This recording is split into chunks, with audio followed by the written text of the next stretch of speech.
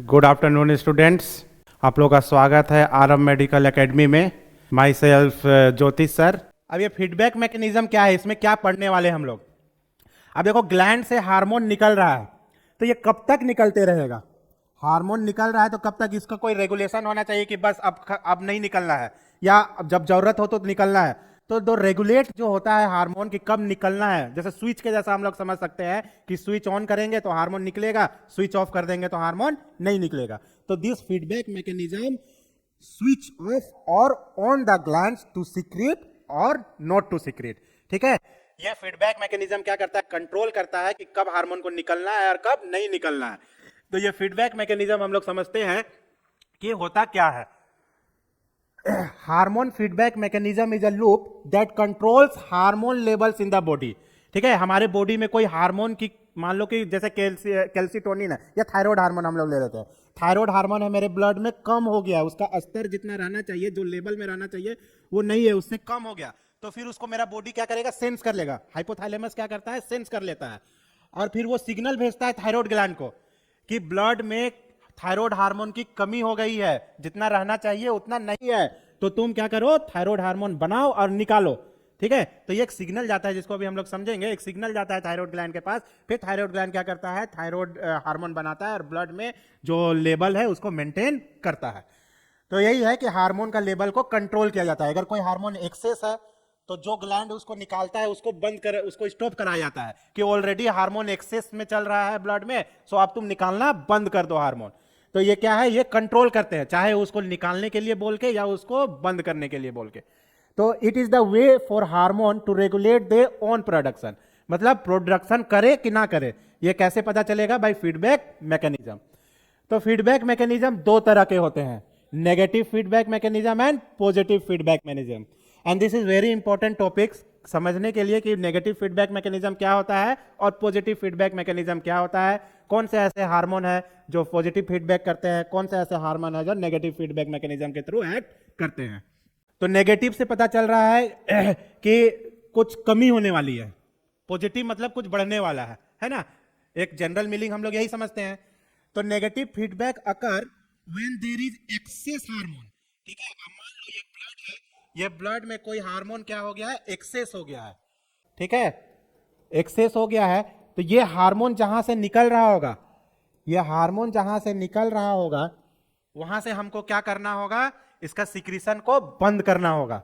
ठीक है, ये हार्मोन जहां से निकल रहे होंगे, ठीक है, अगर ये एक्सेस हो गया है, ये हार्मोन एक्सेस हो गया है ब्लड में, तो जहां से वो सिक्रीट हो रहे होंगे वहां से उनका सिक्रीशन को हमको क्या करना होगा, बंद करना होगा। तो जब हम किसी हार्मोन का सिक्रीशन को कम करते हैं या बंद करते हैं तो उस मैकेनिज्म को बोलते हैं नेगेटिव फीडबैक मैकेनिज्म। तो it occur when there is excess hormone. तो ये नेगेटिव फीडबैक में होता क्या है, it inhibit the secretion of hormone. क्या किया, देखो सिक्रीशन ऑफ हार्मोन को इनहिबिट कर दिया। तो फीडबैक मैकेनिज्म कब होता है, when there is excess of any hormone, और इसमें क्या करता है, it inhibit the secretion of hormone. जिस ग्लैंड से वो हार्मोन निकल रहा है जो एक्सेस हो गया है, उस ग्लैंड से निकलना उसका बंद कराएंगे, उसको स्टॉप कराएंगे, भैया बहुत ज्यादा तुमने निकाल दिया, बंद भी करो। This keep hormone level with in normal range. ठीक है, तो ये जो एक्सेस हो रहा था अब ये निकालना बंद कर देगा, तो ये धीरे धीरे अपना नॉर्मल लेवल में आ जाएगा। तो नेगेटिव फीडबैक मैकेनिज्म कब चलेगा, जब कोई हार्मोन एक्सेस हो गया हो। और नेगेटिव फीडबैक मैकेनिज्म में क्या होता है, ये इनहिबिट करता है सिक्रीशन को। ये दो वर्ड आप लोग को याद रखना है कि नेगेटिव फीडबैक मैकेनिज्म कब चलेगा, जब कोई हार्मोन एक्सेस हो, और ये करेगा क्या, तो ये इनहिबिट कर देगा उनका सिक्रीशन को। पॉजिटिव फीडबैक में क्या होगा, ये स्टिमुलेट करता है सिक्रीशन ऑफ हार्मोन को। ये क्या करेगा, और सिक्रीशन, और निकालो और निकालो, और चाहिए। ठीक है, परंतु इसके जैसा नहीं है। ये क्या था, जब एक्सेस था तो बोला कि भैया अब मत निकालो, परंतु इसका उल्टा कहानी है, ये एक्सेस है तो कहता है कि और दो और दो, ये एक्सेस को और एक्सेस कराता है। ठीक है, ये और अपना जनसंख्या अपना वृद्धि करता है, अपना अमाउंट को बढ़ाना चाहता है। पॉजिटिव फीडबैक में क्या है कि ये कुछ है, मान लो कि दो हार्मोन था, अब ये बोला कि और निकालो, और ये दो से और ये अधिक होते चले जाएंगे। ये क्यों होता है ऐसा समझेंगे अभी। ठीक है, तो नेगेटिव फीडबैक मैकेनिज्म में हम क्या बोले, जब कोई हार्मोन एक्सेस हो जाए तब ये काम करेगा, और ये जो हार्मोन एक्सेस हो गया है उनका सिक्रीशन को इनहिबिट करेगा। पॉजिटिव फीडबैक में क्या होगा, कोई हार्मोन निकल रहा है, अब शरीर में उसका अचानक से बहुत ज्यादा अमाउंट में जरूरत पड़ गया, तो वो बोल रहा है कि और दो, और निकालो, तो और वो अपना क्या करेगा, अमाउंट को बढ़ाएगा। ठीक है, ये +1 से +5 तक चला जाएगा, या आपका +3 +4 +5 जैसा जरूरत है बॉडी में वैसा अपना अमाउंट को बढ़ाएगा। तो this lead to amplification, amplification मतलब इंक्रीज, बढ़ जाना। ठीक है, ये देखो बढ़ गया, पहले 2 था, अब देखो इतना सारा हो गया हार्मोन। ठीक है, तो एम्प्लीफिकेशन हो गया। Stimulate the secretion of hormone, this lead to amplification in hormone level. Hormone level में क्या हो गया, एम्प्लीफिकेशन हो गया, वृद्धि हो गई। परंतु ये जो पॉजिटिव फीडबैक है it is less common than negative feedback mechanism. तो अगर क्वेश्चन आ जाए कि हमारे बॉडी में कौन सा मैकेनिज्म ज्यादा काम करता है, ज्यादा चलता है, तो कौन सा चलता है, नेगेटिव फीडबैक। पॉजिटिव फीडबैक नहीं चलता है ज्यादा, बहुत सेलेक्टेड फिजियोलॉजिकल प्रोसेस में पॉजिटिव फीडबैक मैकेनिज्म चलता है, अभी हम लोग देखेंगे। ठीक है, पर जनरली इन जनरल ज्यादा हमारे बॉडी में कौन सा मैकेनिज्म चलते हैं, नेगेटिव फीडबैक मैकेनिज्म। ठीक है, तो ये एक आपका एक फ्लो चार्ट है जो आप लोग को समझने में हेल्प करेगा कि ये पॉजिटिव और नेगेटिव फीडबैक मैकेनिज्म कैसे चलता है। अभी तो हम लोग ग्लैंड के बारे में नहीं समझे हैं, पर अभी आप इतना जानो कि हमारे ब्रेन में क्या है, एक हाइपोथैलेमस ग्लैंड है, ठीक है, और एक पिट्यूटरी ग्लैंड है। तो ये पिट्यूटरी ग्लैंड को ऐसे हम लोग मास्टर ग्लैंड बोलते हैं, पर पिट्यूटरी ग्लैंड को भी कोई रेगुलेट करने वाला है, वो कौन है, हाइपोथैलेमस। ठीक है, though we pituitary gland is known as master gland because it controls the others gland, but the pituitary gland itself is controlled by hypothalamus gland.